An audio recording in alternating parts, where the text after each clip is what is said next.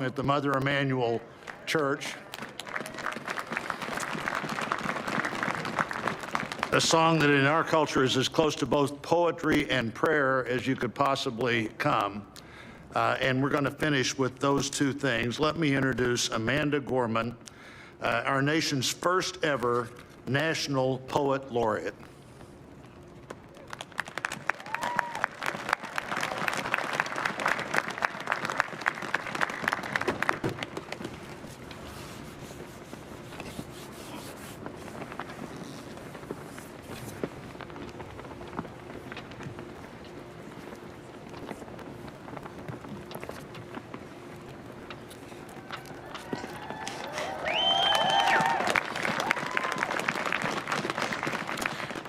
Mr. President, Dr. Biden, Madam Vice President, Mr. Emhoff, Americans, and the world.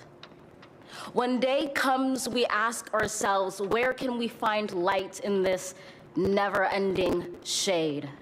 The loss we carry, a sea we must wade. We've braved the belly of the beast.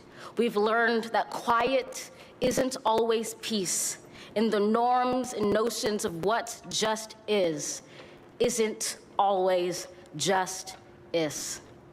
And yet the dawn is ours before we knew it. Somehow we do it. Somehow we've weathered and witnessed a nation that isn't broken, but simply unfinished. We, the successors of a country and a time where a skinny black girl descended from slaves and raised by a single mother can dream of becoming president, only to find herself reciting for one.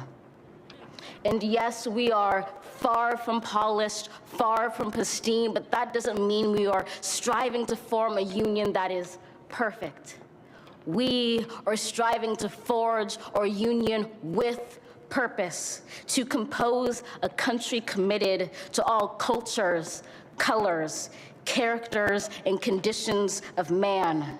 And so we lift our gazes not to what stands between us, but what stands before us. We close the divide because we know to put our future first, we must first put our differences aside. We lay down our arms so we can reach out our arms to one another. We seek harm to none and harmony for all. Let the globe, if nothing else, say this is true.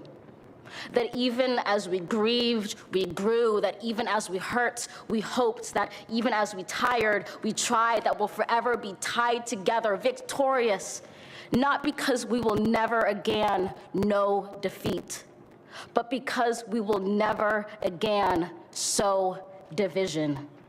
Scripture tells us to envision that everyone shall sit under their own vine and fig tree, and no one shall make them afraid. If we're to live up to our own time, then victory won't lie in the blade, but in all the bridges we've made. That is the promised glade, the hill we climb, if only we dare it, because being American is more than a pride we inherit. It's the past we step into and how we repair it.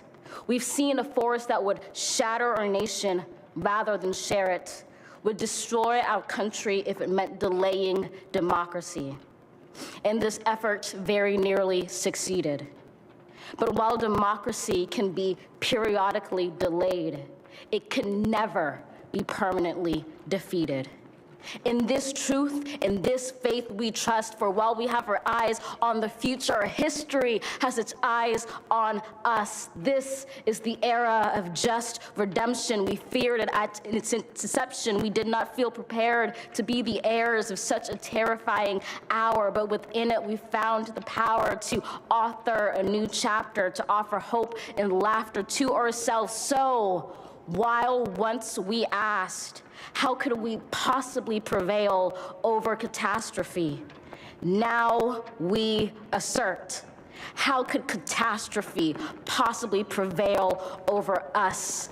We will not march back to what was, but move to what shall be, a country that is bruised but whole, benevolent but bold, fierce and free.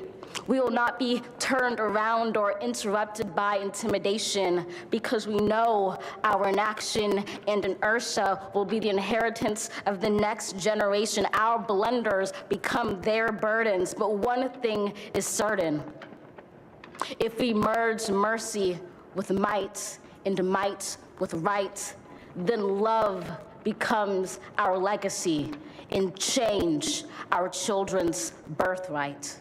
So let us leave behind a country better than the one we were left. With every breath from my bronze-pounded chest, we will raise this wounded world into a wondrous one. We will rise from the gold-limbed hills of the West. We will rise from the windswept Northeast, where our forefathers first realized revolution. We will rise from the lake-rimmed cities of the Midwestern states. We will rise from the sun-baked South. We will rebuild, reconcile, and recover in every known nook of our nation, in every corner called our country. Our people, diverse and beautiful, will emerge battered and beautiful. When day comes, we step out of the shade of flame and unafraid. The new dawn blooms as we free it. For there is always light, if only we're brave enough to see it, if only we're brave enough to be it.